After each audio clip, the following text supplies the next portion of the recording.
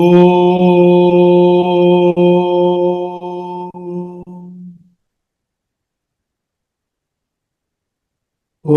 Sahana Bhavatu Sahanau Bhunaktu Sahaviryam Karavavahai Tejasvinavaditamastu Vishavahai. Om Shanti Shanti Shanti.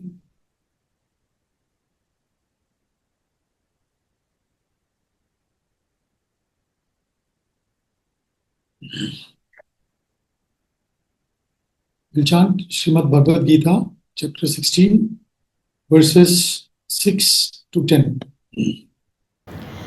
Dvau bhuta sargau lokesmin Daiva asura eva cha Daivo vistarashah proktaha Asuram partha me shrunu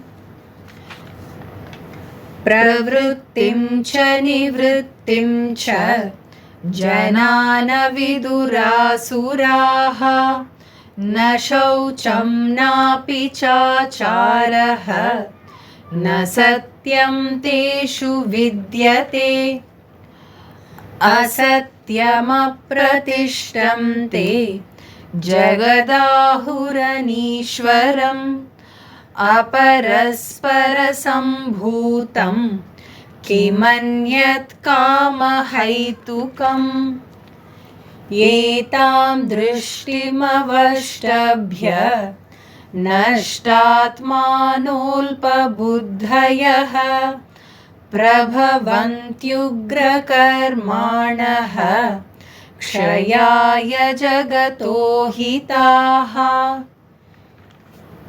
Kamamashritya dushpuram Dambhamanamadhanvitaha Mohat grihitva sadgrahan Pravartamte shuchivrataha. We have studied up to shloka number 6 in this chapter 16. Here he first talked about the qualities of a divine person from verse number 1 to 3. And then from verse number 4, in verse number 4, he elaborates the qualities of demoniac in brief.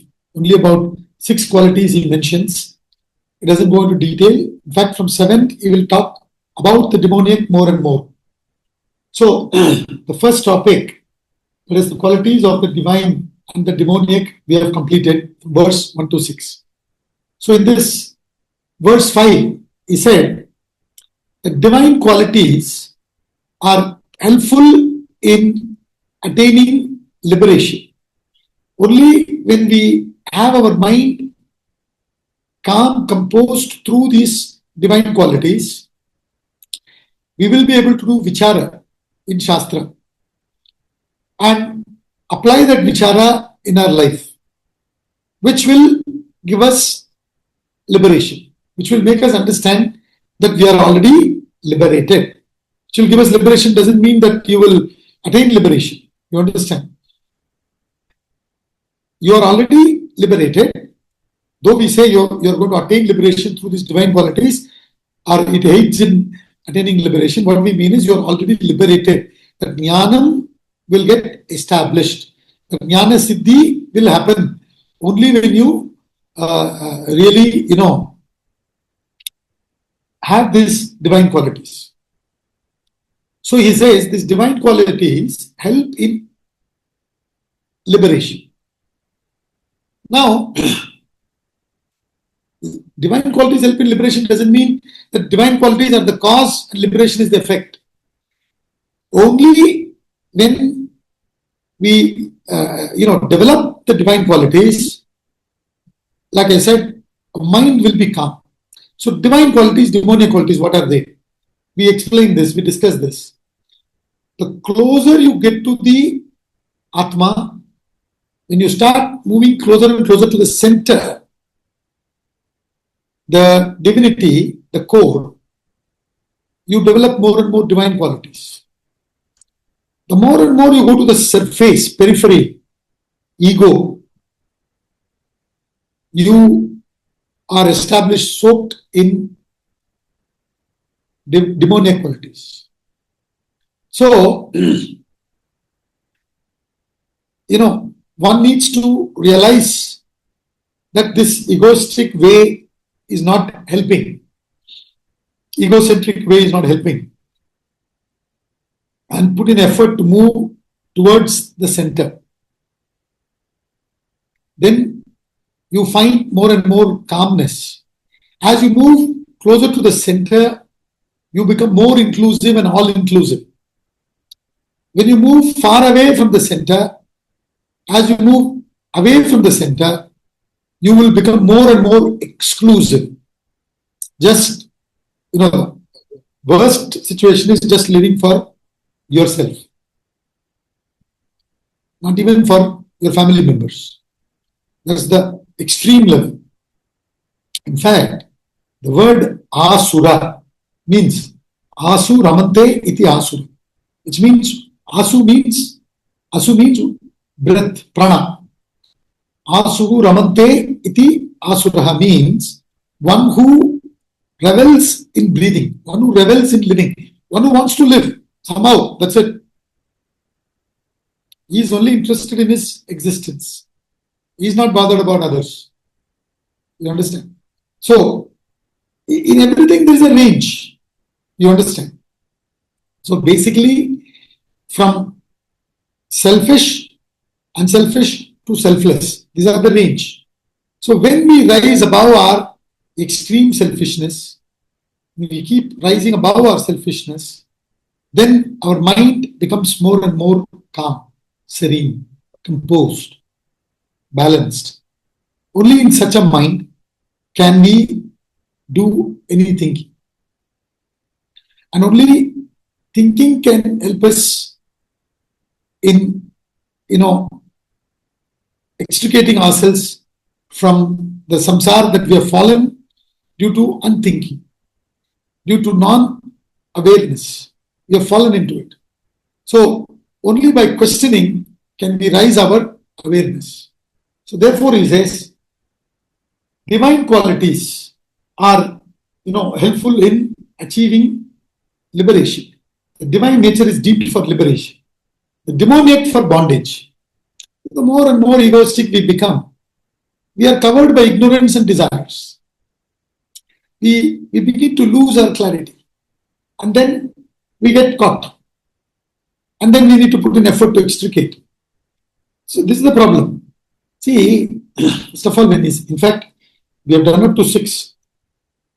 In the next shloka, he says, in this world, he says, the two created beings in this world are the divine and the demoniac. He's talking about the human beings. Amongst the human beings, world means human beings here. Amongst the human beings, these two categories are there, divine and the demoniac. Now, it's not like as if some are divine, some are demoniac. These two qualities are there in us also. We are doing tapas. We are trying to raise our divine qualities. Suddenly we may give in to some demoniac and we fall. And Swamiji says, every time you fall like a rubber ball. Don't fall like a lead plate. Rise. You understand? Don't fall like a rubber ball. Don't fall like a lead plate. Rise like a rubber ball. So, in other words, this is the problem. This ignorance, desires, they are there. In fact, in the second chapter, when he's talking about Sthita Prajna, perfect human being, he says that Vishaya vinivartante niraharasya dehinaha rasavarjam rasopyasya param drishtwani vartate. The moment you put in effort and try to withdraw and gain the higher knowledge, the temptations may stop, but the rasa lingers. Rasavarjam rasopyasya. The impressions linger. Param drishtwani vartate. So that's why it is said that one is to gain knowledge, other is to get established in knowledge. So first itself is a big problem, to gain knowledge, and the other is to get established in knowledge. So all our efforts are in that direction. So people like us who have chosen to talk on this subject, also to help us to establish ourselves in this knowledge. That's all. It doesn't mean that somebody is extremely superior, nothing like that. So, the divine nature is deemed for liberation, the demoniac for bondage. Anytime we give in to desire out of ignorance, we bind ourselves. So, this is what happens now. We progress, somewhere we get caught, and then we stagnate. Somehow we have to pull ourselves, and then again progress. Again, we may fall somewhere. Again, we have to realize that this is the struggle. It's a big struggle. That's why you have so many stories in Puranas and everything. It's not. See, the easiest thing actually is liberation. Easiest thing is liberation. In the sense, we are already liberated. And that's our true nature. So it should be easy. But the problem is, for so long, we have lived in this egocentric, egoistic lifestyle. So, by default, we fall into that. So that's the problem. That's why they say you need Guru's presence. You need the satsang. You need Guru's presence. His or her anugraha. And constantly somehow be in touch with Shastra. Study, reflect, etc., etc. So, he says, therefore, divine qualities are deemed for liberation, demoniac for bondage. And then, while he's talking, maybe he saw Arjuna's face, which is like worried. What am I? So he says, grieve not. Mahashucha. This Mahashucha, you will see, again and again, this worry is the problem. Then who am I? Am I divine or demoniac? What's happening to me? We start getting concerned, isn't it? So like that he says, he must have seen Arjuna's face getting little disturbed. So he says, Mahashucha, grieve not. You are born of divine nature, O Pandava, O Arjuna. You are a divine person. See, on the battlefield, there is absolute, freedom for him to go and fight and kill people. Yet he is questioning. Yudhishthira is also a very, dharmic person. But Arjuna is the one who is questioning. So he's thinking. He doesn't want to get into war and kill people immediately. So he says, you are born of a divine person, divine nature. Which means what? There is some spark in us. See, the fact that we are in this Janma somehow studying Gita, itself, we have come a long way. This is not being said to self-please us, but that's the truth. But there is a long way to go. So, at least let us understand that we are not so bad that we think the egoistic way of living is the only way. You understand? We're trying. So therefore he says, you are born of divine nature, O Pandava, in fire. And then in 6 he says, these two created beings in this world are the divine and the demonic. The divine has been described in detail. Hear from me, O Partha, the demoniac. So, two created beings, meaning what? Divine and the demoniac. Daiva, Asura. Generally speaking, good and bad you can say. But nobody is 100% sattvic. It's not possible. You understand? Even if a person has, because when you become 100% sattvic, you become realized. You go beyond goodness. Because only sattva cannot exist. So even if you have 99% sattva, then you have, to that extent, you will have some rajas and tamas in us, in all of us. So, world means it's a mixture. The predominance is the question. Are you predominantly divine? Are you tending towards divine? are you tending towards demoniac? That's the question. You understand? So, this is the group. One tending towards divine and putting in effort and growing more and more in divine qualities. The other tending towards ego and losing oneself in the egoistic way of living. So these are the two created beings amongst human beings.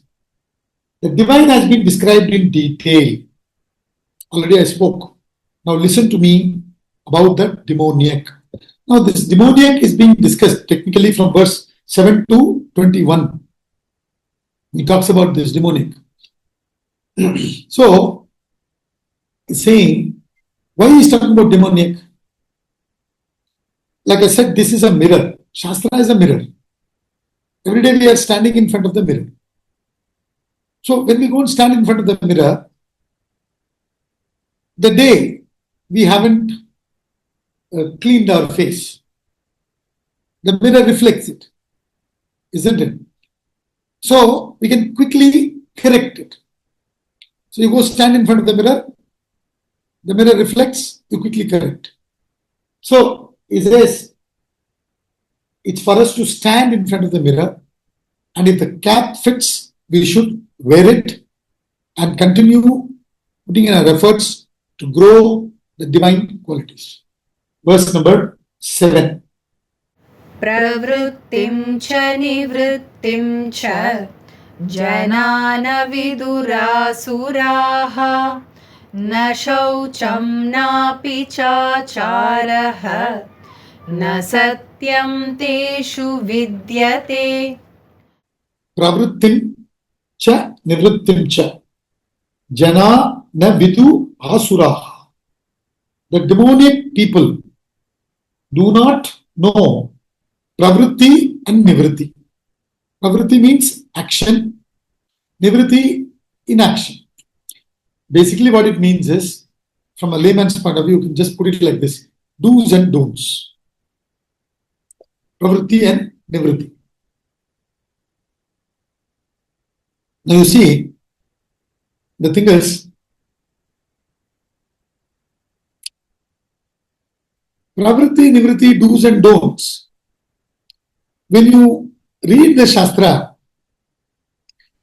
you are explained certain things. But it is not just superficial, right? You need to go a little deeper and understand. So, what is pravritti? What is nivritti? What is pravritti in a context? What is nivritti in a context? It's not that easy.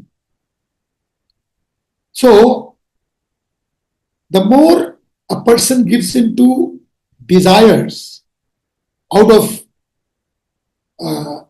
ego born of ignorance, then the person is either totally clouded or confused.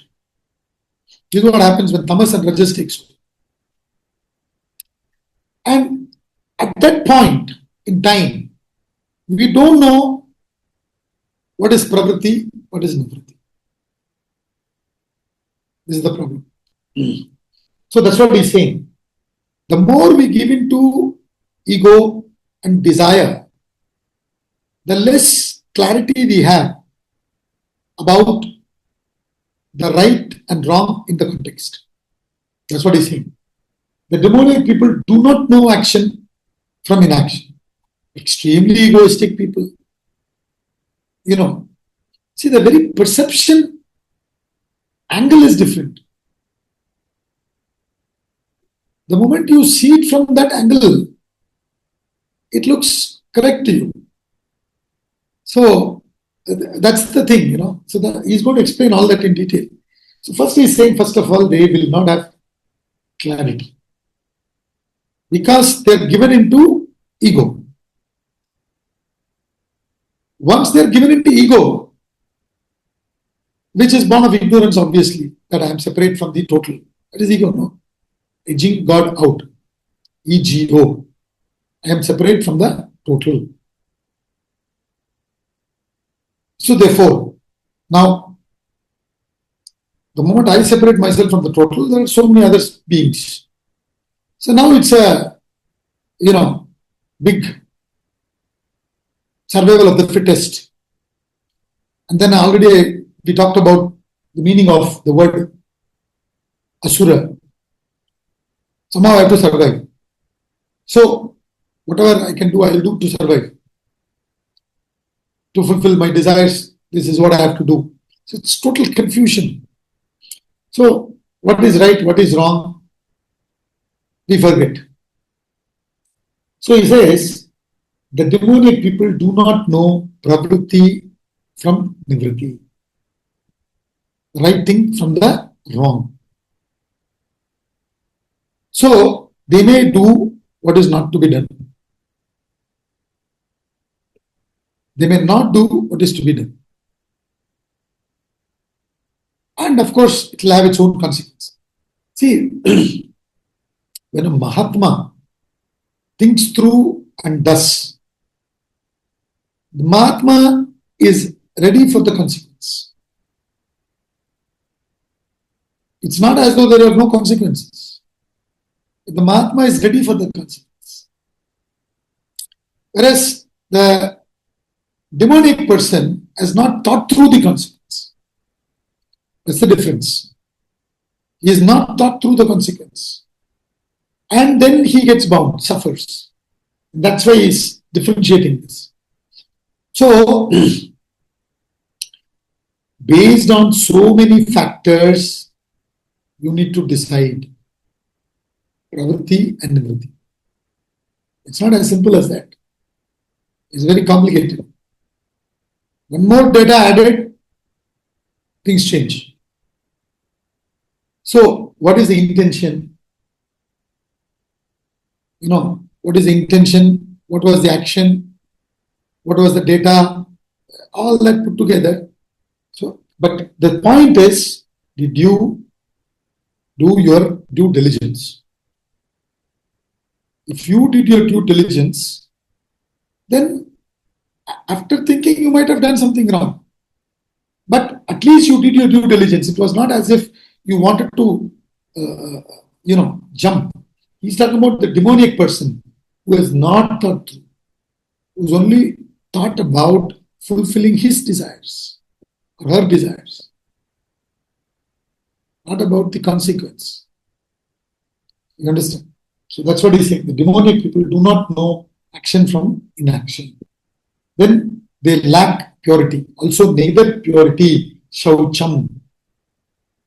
Now, this purity, shaucham, you will find in the Shastra very often being mentioned. Now, of course, the external shaucham, external purity, environmental purity, bodily purity, all that is included in this. But mainly, the inner purity, that is lacking in the divine person. The very thought is impure. That's the point. You understand? The very intention is impure. So, it includes everything, like I said, environmental purity, physical purity, mental purity. But when you go deeply, the demoniac fellows lack that purity at the internal level. The very intention is bad. Me at the cost of others. My pleasures at the cost of others. Putting myself above everybody. That's the thinking. So therefore he says, also neither purity nor good conduct. Achara. Chara means what? Achara means the good conduct is talking about. The very core is to protect myself and somehow live. If that's the very core, then I can go to the extent of hurting the other beings. When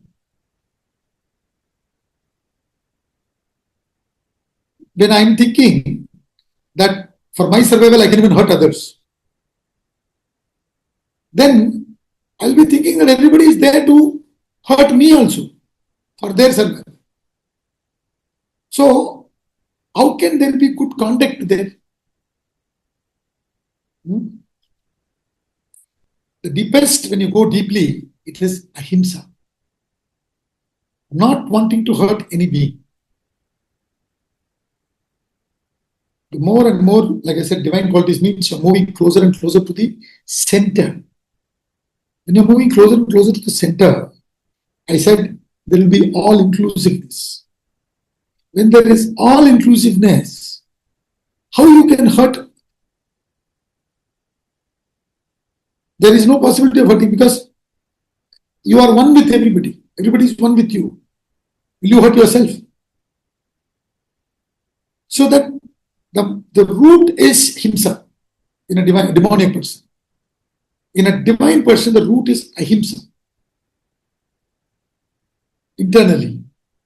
So therefore, when the root itself is ahimsa, there will be good conduct. Will you be behaving bad to yourself? So there will be good conduct when the root is ahimsa. But when the root is himsa, how can there be good conduct? That's what he's saying. They lack good conduct. There is no achara. So when we talk about conduct, there's good conduct and bad conduct. And bad conduct comes from what? No respect to the other person. Hurting the other person in some form or the other. These are all bad conducts. So there are many, you can go on talking about each and everything, but it's not important. I'm just therefore going into the root. In the divine person, the root is ahimsa. In the demonic person, the root is himsa. Once the root is ahimsa, you see from the other person's point. You do not want to hurt another person. So, there is no good conduct. Nor truth is found in them. Satyam. Neither in thought, word and deed. There is no truth. They are not given into dharma. See, all these are a little tricky. What is Satyam?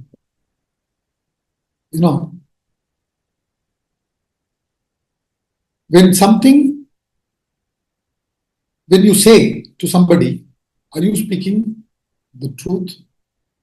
Are you speaking it in a pleasant way?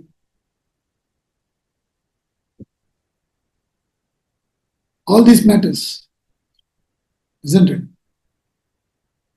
Without hurting the other person. If you don't think through that, just like that you want to say something, then obviously you are taken over either by tamas or rajas. Otherwise it's not possible. Only when we are taken over by tamas and rajas, we say so. When we read Puranas and all that, we find certain sages cursing. And in different contexts, different interpretations are given for it. In some places you see that person is divine, no doubt, but he or she is not the one who is 100% evolved. Therefore, they can give in to tamas and rajas. It is possible. So, that is the problem. No? See, somebody who is trying to rise only can fall. Somebody who is not even trying, who is only sitting down, there is the question of falling in that person's case. So, when he says truth is not found in them, not truth is found in them, there is no interest to even think about satyam, dharmam, will I be hurting somebody? Nothing of the sort. For them, they have to survive. That's the main thing. Hook or crook. So that's what he's saying here. The demoniac people do not know pravritti and nivritti. What is right, what is wrong. Superficially, if you see, you can say, okay, this is wrong, this is right, this you should not do. Why do they say so? What happens when we do that? See, we all go by conditionings. He's not talking about those conditionings. He's talking about truth is dynamic. Let's understand this. Truth is never static. It is fresh.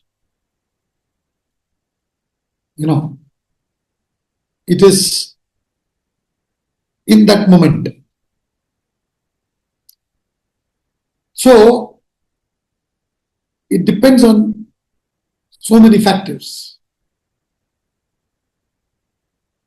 If your interest is in that truth, then your conduct will be good, your intention will be good, and then you will think about and do things. That's all he's saying. Otherwise, no. So he's talking about the demoniac, obviously, the opposite. There is no purity, no good intention, no good conduct, expression of action, nor is there, siding with truth. They are seeing, they are more interested in establishing their opinion. They are more interested in their pleasure. They are not interested in peace. They are interested in pleasure.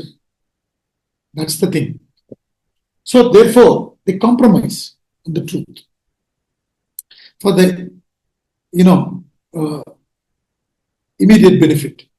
So therefore, he says, truth is not found in them. Next, verse number 8.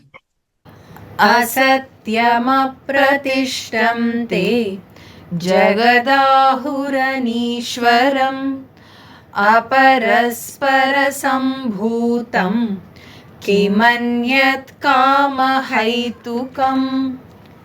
They say the world is without reality.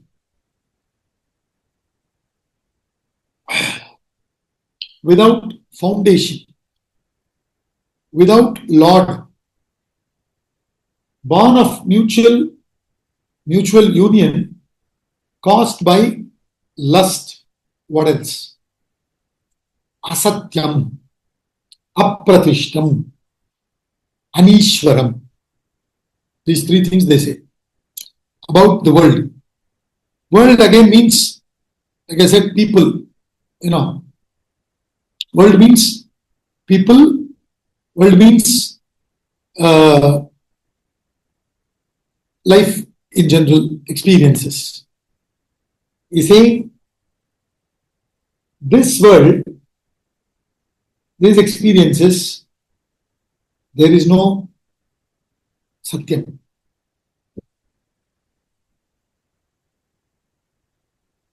In other words, like I said, survival of the fittest. So, everybody wants to survive, is their conclusion. Everybody wants to somehow survive.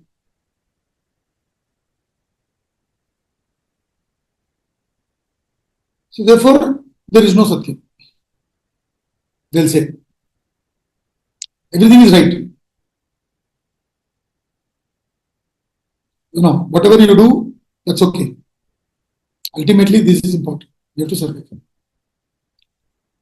And we have enough reasons to justify this way or that way.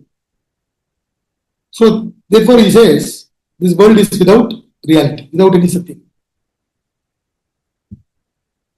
Hey, what are you talking about? Satyam, Gityam, and all? Rules and all. There are no rules.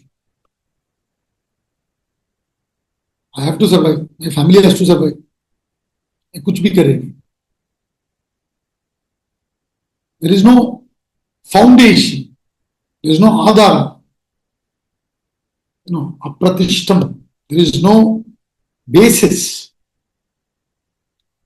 without any foundation, without any rules, without any principles, nothing. So, when you go to the Shastra, Shastra talks about Brahman as Satyam, the world as Mithya. We are not talking from that angle that this world is Asatyam. We are not talking from that angle. We in the class we discuss world is Mithya. This body, mind, intellect is Mithya. This is what we are talking about when we study. We are not talking from that angle when they say world is Asatyam. They say there is no Satyam without reality. See, when we go to the Shastra says Brahman is the reality, Satyam. And that's the foundation. And that Brahman plays the role of the Lord, maintaining the laws. You understand? This the Shastra say, not by mere perception. When we just go by the perception angle, then we can talk like this. But when we go beyond perception, with a lot of observation, with a lot of correlation, thinking, then we use, all the other pramanams, not just pratyaksha pramanam, not just perception. So, through that we say, no, there is a basis. Otherwise, this whole thing will not run. See, in everybody, even before going to school, or even before learning from others, we generally know that what I don't want others to do to me, I should not do to others. This we know. You get it? I don't want others to do to me. Then I should not do that to others. This, who taught? Did the Vedas teach us? The parents teach us? So we somehow know this deep inside. That they miss. So they say there is no Sat. There is no Satya. And there is no foundation. It's all without any foundation. Free for all. Without Lord. Nobody looking into details. And there are no laws. Anything is okay. And then he says, born of mutual union. Aparas parasambhutam. Kim anyat kama haitukam. Kim anyat. What else? It's all just the play of desire. Just the play of desire. And everybody is having desires. And just the play of desires we are playing. We're playing about. Each one is trying to fulfill his or her desires. And then it's going on. That's all he's saying. And here, basically, when he says mutual union caused by lust, he's talking about the male-female. That's how this whole world has come about. So, what are you talking about? That's why I said they're going with the pratyaksha pramanam alone. They're going with just perception alone. Just what is available for your eyes, ears, nose, tongue, and skin alone. They are not penetrating through thinking. See, everything, this is the problem. Somebody who drinks milk sitting under the palm tree, it will look as if he's drinking toddy only. And he's already a little sleepy, let's say. And he's drinking milk and he's falling asleep. He is definitely taking toddy. Because he's sitting under the palm tree. So we go by that. So that's why he's saying the world they are only looking at it from that pratyaksha pramana, from that perception angle alone. Based on this, only this Charvakra philosophy and all is there. This is their philosophy. Their philosophy is this. World is designed for my acquisition and enjoyment. I have to acquire more and more, enjoy. That's it. What are you talking about? Himsa and all. We'll have our own, what do you call, line. And each one from that angle will keep justifying. The idea is the more and more inclusiveness should come as you are moving higher in the direction of sattva. You're not just going by the external conditionings alone.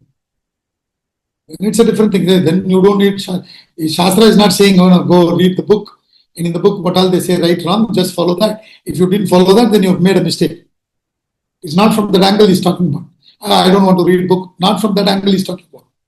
What book are you talking about? Of course, they don't even want to study Vedas because they say, what rubbish. I don't need it. I know what is right. I know what is wrong. That is demonic fellow. The demonic person thinks like that. He says, without reality, without satyam. Because everybody is only leading a hypocritical life. Everybody is leading a hypocritical life. I am also leading. It's how everybody is. Go and see, na? Have you never said any lies in your life? Have you never given bribe? Have you never, done something without others' knowledge?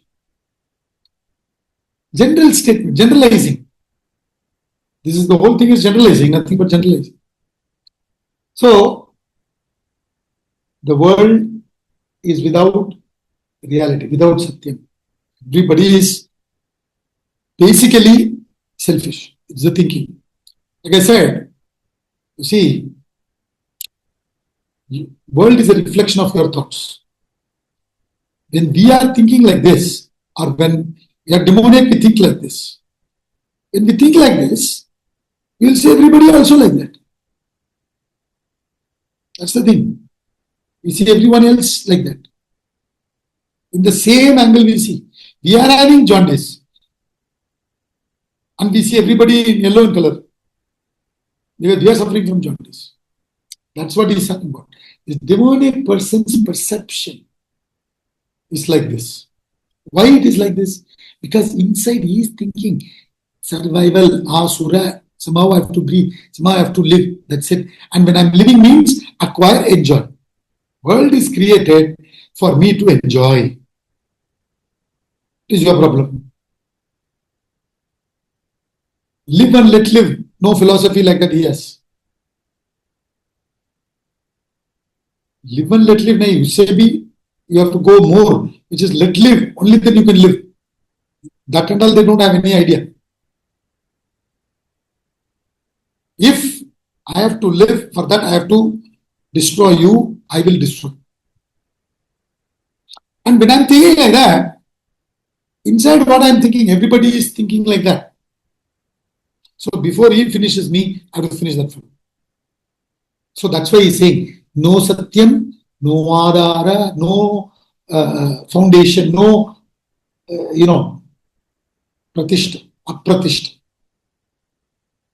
It's not functioning on laws. For them, it is all chaos. It's all chance. By chance is happening. That's it. You are giving theory, karma and all. It's all chance only. Two people come together, produce. It has happened. What are you talking about? If God is there, show me, prove me.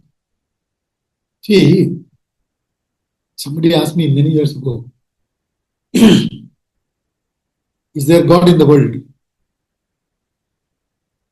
That day I did say, I answered by saying that you find out.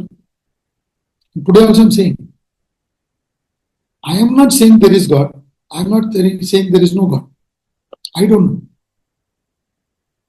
If you are really serious, wanting to know if there is God, will you just open your eyes and look into the world? I can't see God anywhere. I couldn't see God anywhere in my past experience. Therefore, I say no God. If I have to say Mr. X is not there in this house at this moment, I should have gone into each and every nook and corner of that house and checked before declaring so. Or if I go into every nook and corner and then identify Mr. X, then I say, yes, Mr. X is here. Or I say, no, there is nobody, Mr. X here. Have I done that? Has anybody done that? Even people who are saying, yes, God is there, they are just mechanically repeating. Even people who say there is no God, they are also making. Nobody wants to put in any effort. So, therefore, he is saying, no God, nothing. Because he is just seeing outside, oh God, what are you talking about? So, they are going by the perception only, external perception only, external data only. They are not really interested in searching or researching, inquiring. They don't have that interest to find out. We have to show. If God is there, bring him. No God is there. That's why you didn't bring him. If he was there, you would have brought him. If she was there, you would have brought her. Even if, see what they are saying is, even if God is right in front of our eyes, we cannot see. Because we lack that purity. When our mind is so preoccupied, even now in the class I am talking, now if your mind is preoccupied with something else, you may not hear me. What I am saying might not get registered in you. Because you are somewhere else, preoccupied. Doesn't mean that I have not said that. So, when our mind is not pure, calm, even we don't see the divinity. It's not like the divinity is not there. It's not visible to us. That's why Jesus Christ says, blessed are the pure in heart, for they shall see God. The purity of heart is important. Otherwise you don't see God. So he says, they say without Lord, no Ishvara, Anishwaram. What Ishvara are you talking about? Ishvara means one who governs. We see that. Very beautifully, you know, when you see this world, what are the number of herbivorous animals compared to the carnivorous animals? What are the number of plant kingdom vis-a-vis the herbivorous animal? And as soon as we are born, mother's milk is readily available. How all these happen? There is just nature, all nature. What are you talking about? It's nature. There is nobody. You understand? Who's taking care of animals in the jungle, plants in the forest, trees in the forest? Nature. That's how they argue. That's how they think. So he's saying, without Ishvara, Anishwaram, Asatyam apratishtam anishwaram. They are very clear. They can't accept any Lord and that's what we studied in that story. No? We have read in the story. Many stories are there. I'm talking about Prahlada's story. What Lord are you talking about? He says. Prahlada's father. Which Lord are you talking about? Where is he? Etc. Prahlada is seeing him everywhere. He is not even seeing him anywhere. So, this is the thing. There is no what do you call way of proving it.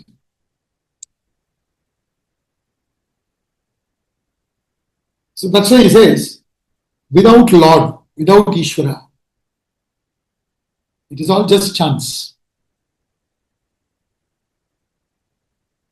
It is all, the basis is desire. The basis is not dharma for them.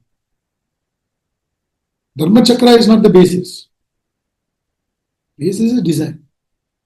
It is their thinking.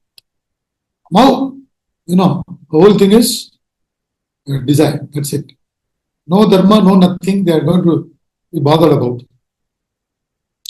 So, he's saying, asatyam apratishtam and then anishwaram. Each one for himself. So, acquiring, enjoying is the only thing to be done. For them, this is not a cosmos, it's a chaos. They don't look at it as, various laws functioning. It's beautifully orchestrated. But to see that way and be grateful and have the attitude of contribution, you need a particular thinking. See, the first thing is, when you have such thinking, like I just said now, you look at it as a cosmos and being grateful for the blessings, this immediate effect you see is calmness. You are peaceful, relaxed. On the contrary, you have this vision, this view that they are talking about, the demoniac fellows. Straight away, the effect is agitation. That's what he said. Demoniac will lead to agitations, bondage, no peace, can't sleep, disturbed, can't sleep without this or that. I think they need some colored liquid or some tablet, something other than they need to sleep. See, when you understand that everything is happening through me, in spite of me, there's a divinity that shapes our end, says Shakespeare. When you understand like that, you can go and lie on the bed and go off to sleep immediately. Even if something negative is happening in your life, if you have that confidence in that Ishvara, in that law governor, you will know that you must have done something, some karma. Through that, you are being shaped to get back to that liberation, to that state. So there is absolutely no agitation or less agitations to that extent. Otherwise, there is tension, stress, constant manipulation, this, that. You need to keep on adding more and more proof to establish your point of view. It's like that.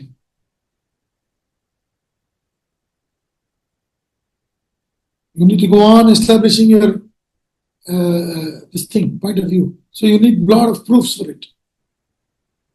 So much burden. The other fellow is just sleeping. See, I'm not talking about somebody sleeping in tamas. I'm talking about that confidence. Like the poem says, he who made it knew what it needed better than a man like me. It's an outstanding statement. In that poem, Olive Tree, one gentleman whose olive tree grows while the other dies, though he keeps on praying and God gives everything, his olive tree dies. This fellow's olive tree, he never prayed anything. He kept on doing what he has to do for the tree. And the tree was growing. So this fellow comes and asks, how is it your tree is growing, mine is not growing? And he says, I entrusted my little tree to him. He who made it knew what it needed better than a man like me. Means what? He doesn't think the world is Anishwaram. He knows the Adharam is Ishwara. One who's Paladata, Karma Paladata. As per the karma, it comes. So why should I be bothered about future and past? In the present, let me see how best I can act. So that person is ready for the consequences and he is meeting the consequences with the divinity, with the divine presence. So the affectation is not much. Therefore, that person is able to sleep. Otherwise, the other fellow like this, born of mutual union, just lust, constantly disturbed. If you see, a carnivorous animal can never be at rest because it is going on killing. You see the lizard. Lizard is destroying so many insects, and that lizard cannot peacefully sleep. You bang on the table, the lizard on the wall will run. Why? Because it's constantly in the process of destruction. So those who are in the constant process of destruction, survival, protecting the ego, they cannot be in peace. That's all he's saying. So they argue, what else? It's born of mutual union, nothing else. Let's conclude.